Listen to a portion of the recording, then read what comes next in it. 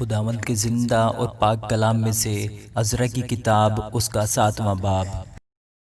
ان باتوں کے بعد شاہ فارس ارتخششتہ کے دور سلطنت میں عزرا بن سرایہ بن عزریہ بن خلقیہ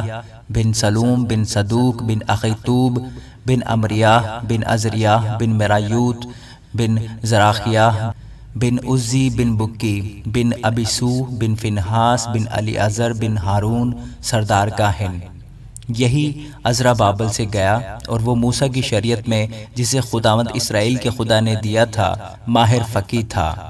اور چونکہ خداوند اس کے خدا کا ہاتھ اس پر تھا، بادشاہ نے اس کی سب درخواستیں منظور کیں، اور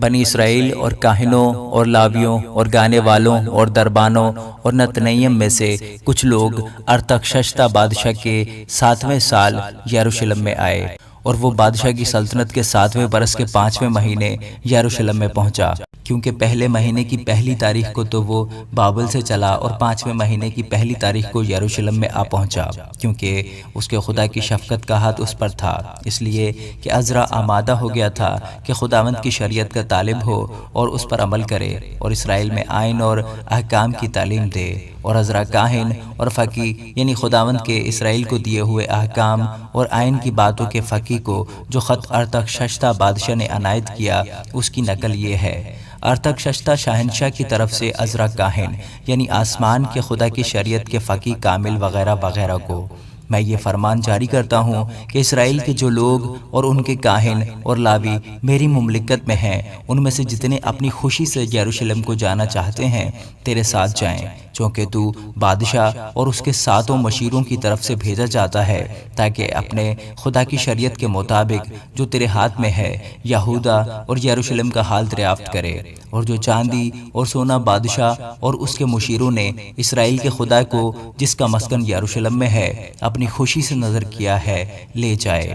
اور جس قدر چاندی سونا بابل کے سارے صوبہ سے تجھے ملے گا، اور جو خوشی کے ہدیے لوگ اور کاہن اپنے خدا کے گھر کے لیے جو یروشلم میں ہے اپنی خوشی سے دیں ان کو لے جائے، اس لیے اس روپے سے بیل اور مینڈے اور حلوان اور ان کی نظر کی قربانیاں اور ان کے تپاون کی چیزیں تو بڑی کوشش سے خریدنا،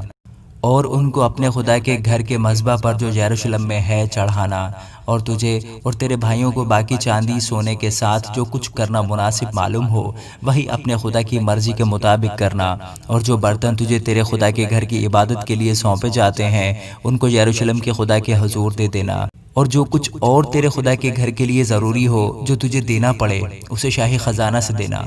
اور میں ارتخششتہ بادشاہ خود دریا پار کے سب خزانچیوں کو حکم کرتا ہوں کہ جو کچھ عزرا کاہن آسمان کے خدا کی شریعت کا فقیہ تم سے چاہے وہ بلا توقف کیا جائے، یعنی 100 کنتار چاندی اور 100 کر گیہوں اور 100 بت میں اور 100 بت تیل تک اور نمک بے اندازہ۔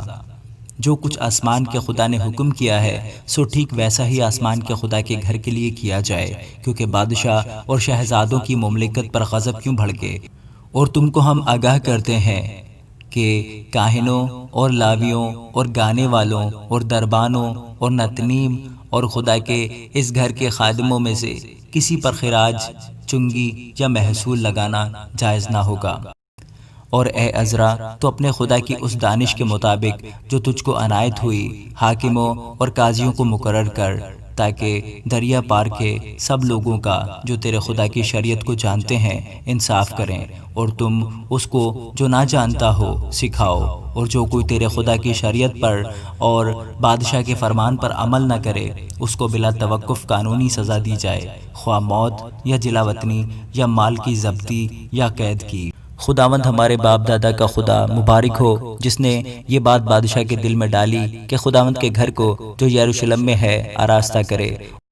اور بادشاہ اور اس کے مشیروں کے حضور اور بادشاہ کے سب عالی قدر سرداروں کے آگے اپنی رحمت مجھ پر کی، اور میں نے خداوند اپنے خدا کے ہاتھ سے جو مجھ پر تھا تقویت پائی، اور میں نے اسرائیل میں سے خاص لوگوں کو اکٹھا کیا کہ وہ میرے ہمراہ چلیں۔ آمین۔